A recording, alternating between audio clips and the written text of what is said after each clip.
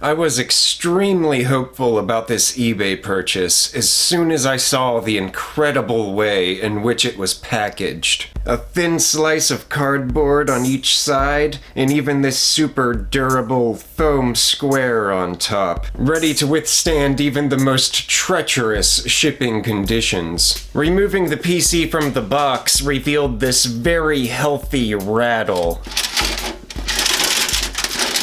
I believe that's what IT pros refer to as the rattle of functionality. Pretty sure that's a thing. I paid $50 for this chunk, and I regret everything.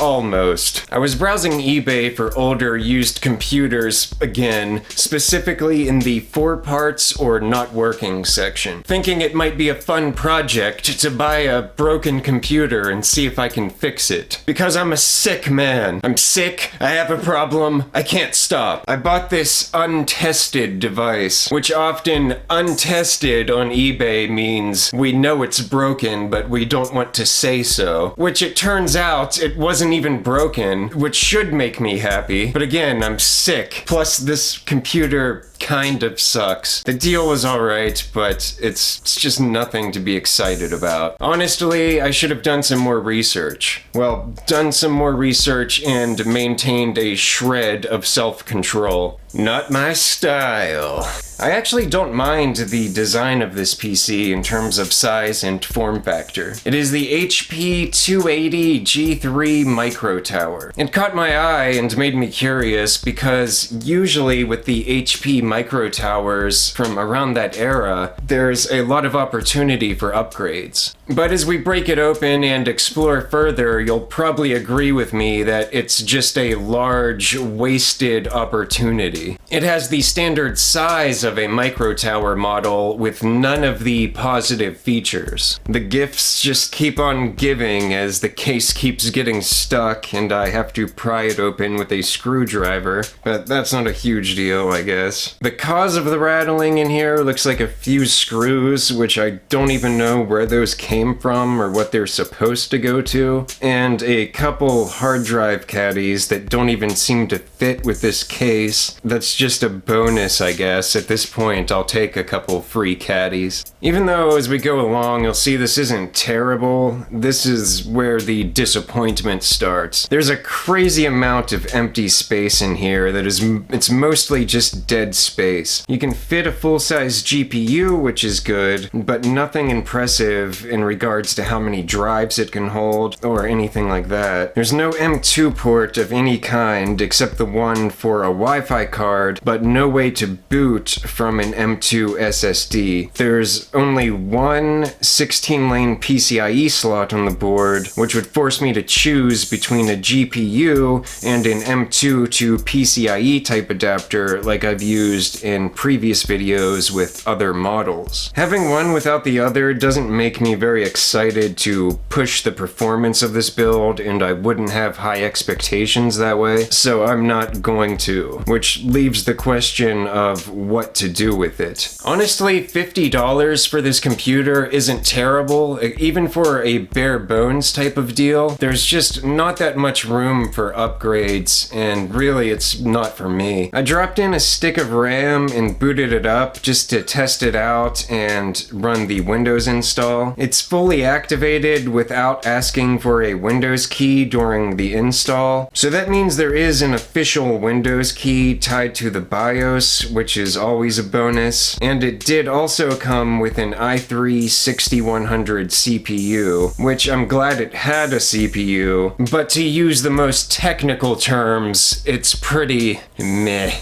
According to the specs page on HP's website, this model does hold up to an 8th gen i-series processor, so theoretically in the future when the price comes down, I could drop in an i7-8700, which is a decent processor, but even that's a bust as there's no M2 slot on the board and I would have to choose between an M2 to PCIe adapter and a graphics card, which doesn't get me very excited for the build. And even though there's all this room in the case, it's all empty, dead space. So excluding any kind of further mods, this has fewer hard drive bays than several HP small form factor models from around this era. From here, there's a few routes that I can take. One option is I could clean it up, get it functional, and it will just be another one of the basic computers that I offload. I would list it as good for web browsing and basic use, which it is, and then sell it to make 20 bucks or just to break even for future projects. I could and will smack it with a pool noodle, strictly for stress relief purposes.